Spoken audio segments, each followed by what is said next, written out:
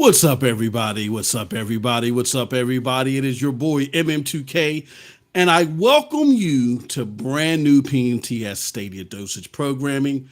I introduce to you Cloudy Game Reviews, hosted by the side-splitting streamer SPG, also known as Stadia Pro Gaming, the community's own gaming cyborg Ray Sherrod, the charismatic and all-knowledgeable PurpleHaze, the smooth and sultry voice man, LoFi Monk, the inspirational and gamer everywhere Mayne Games, and last but certainly not least, my brother from the 80s, Mr. Retro, all business himself, Jeff G.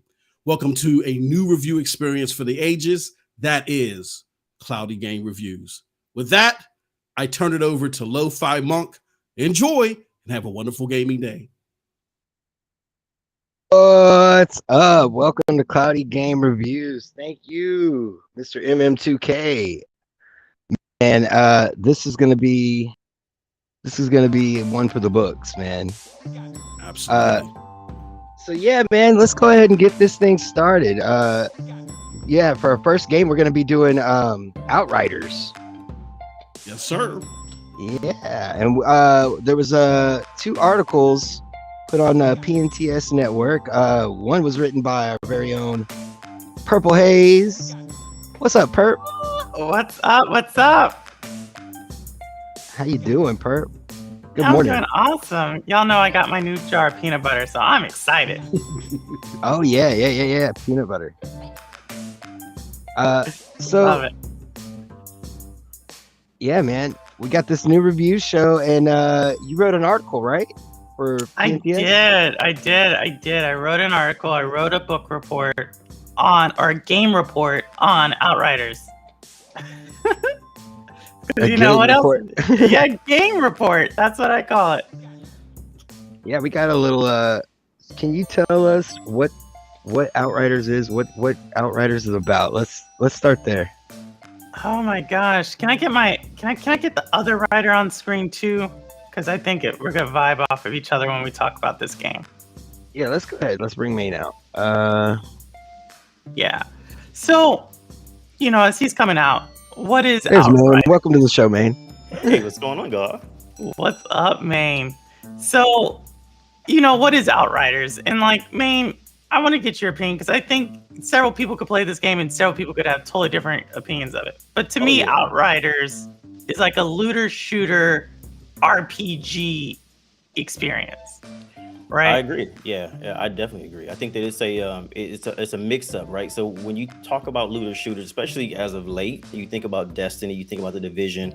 It's a lot of these different genres kind of being mashed together, and they create this gumbo, so to speak, of just goodness, gumbo goodness, as it were. It mixes a lot of different things that for a lot of people would usually enjoy on their own, like the MMO aspects, social aspects, the shooting aspects, and things like that. But they somehow make it all come together and just work.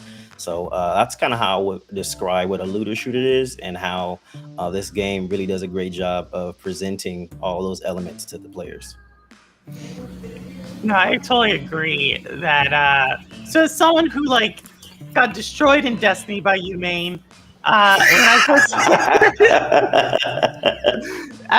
first heard this game, I was like, I don't know. So just a little history with me and Outriders, right? I first looked at the game and I played, I think it was with Jim Bear, if y'all remember Jim in the community. He did a first look of this game. Mm-hmm. I was like, okay.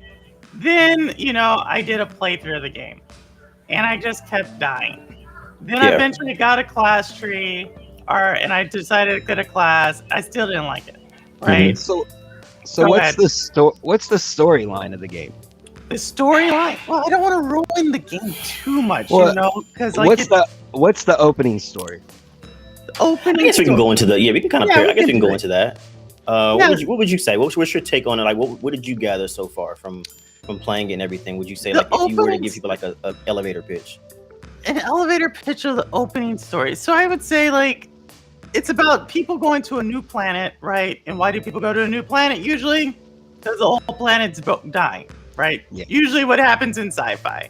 unless you're alien and you like to look for another alien species for weapons. No spoiler alert on that movie series. Right. So these people were like in cryo sleep. They had been in space for years and then found a planet, right? Pretty much, essentially, yeah. For the most part. Yeah. Yeah. It's a lot more to it. And it looks like, and when they get there, everything looks really hopeful and like the future's bright. They just gotta make it through the early stages of taking over this planet, basically. Yeah, And yeah, go ahead.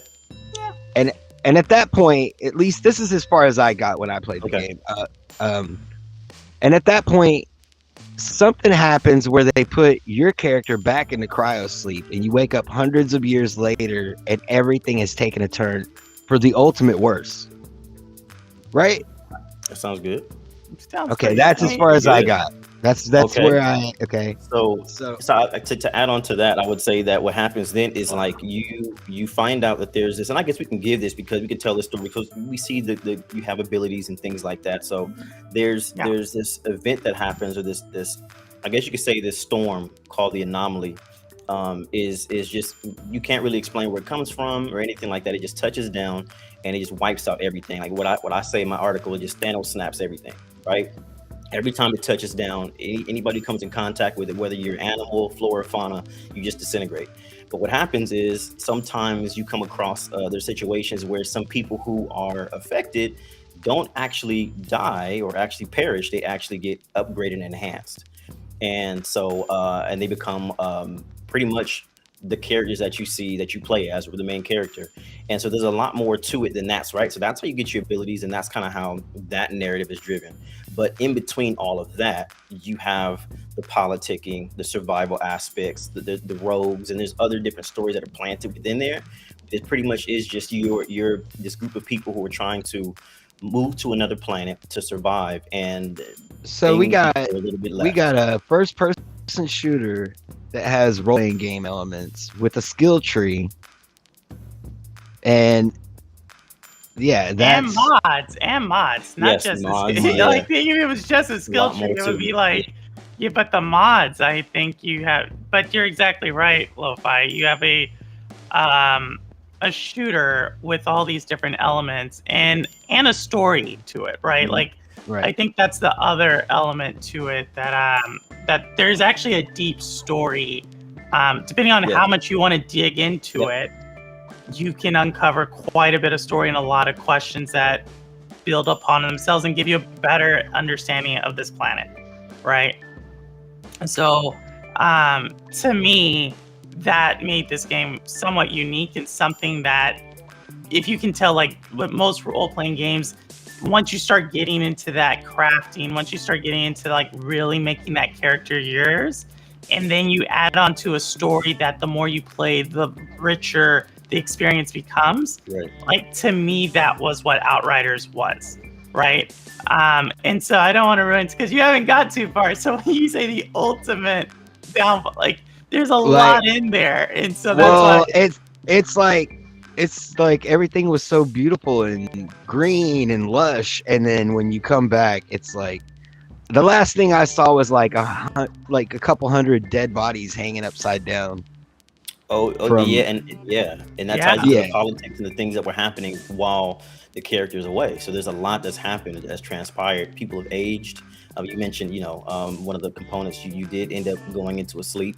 So you're coming back and trying to figure out what amount of time you've lost and kind of catch up. But in between all that, you still have these world events, and you still have these monsters that are going crazy, and all these animals that are going crazy, and all these different factions that have splintered up since you've been away. So it's a lot more to it than just pointing your gun and shooting and looting and things like that, which I love, because I think me and Hayes can really speak to this. We love narratives, and we love story-rich games. And at first glance, it doesn't seem like it will be, but the more that you invest time in it, like she says, right, it's more of those things that you get out of it what you put in. And so you're going to come across some story beats where there may be a conversation that's being held, or you may find something that you may find out in the world while you're exploring that you can grab, and it'll give you more context or more background story into where you are right now, or the setting that you're in. So it's a lot of those things. If you just want to go through and shoot, you could do that. but there's still that story element that, for me, as somebody who plays games like Mass Effect, Gears of War, all these different franchises that have really grand, narratives, this actually finds a great balance of putting you in the action, but also telling a compelling story too. Yeah, and I also want to point out that we keep saying a looter shooter, but I play with someone. Shout out to Squids when I do play with him. He doesn't really do a lot of shooting. He uses a lot of other things, skill based, and so and that is another point. I don't even know how to describe. That's why it's hard for me to describe the game, because there is kind of this mythical ability part of the game once you start digging into it, right, Mayne? And so, and once you start adding that layer onto the gameplay, it's still a looter shooter in the classical sense, right? But the shooter element can take on more of like what would we call it, in like a mage type of, in a way, you could see almost the shooting aspect, depending on your play style. It could almost be supplementary, like a supplement. You don't have to necessarily shoot, like you said. If you don't want to, you can rely based on your abilities if you want. There's a lot of different things, especially how the classes are different, how they're set up. Certain classes, like if you're a devastator, right, you can actually heal and everything like that by doing damage up close. So do you have to shoot? Not if you don't want to. You can rely on your abilities and still have that kind of experience. So I guess you're right. The shooting aspect does. I guess you could say, instead of looter shooter, you could just say looter, slash. You know what I mean? It's optional.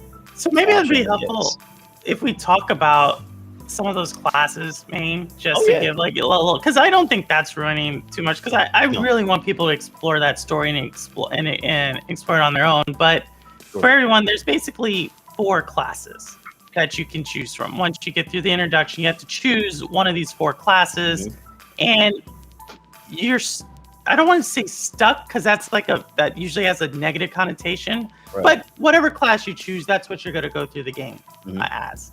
Now, if you're like, hey, I choose a class and you don't like it after the first 5 minutes, that's okay, because you've already done the introduction. You can just restart a new game and you start right there where you choose the class again. So shout out to People Can Fly, because they really value your time and they allow you that.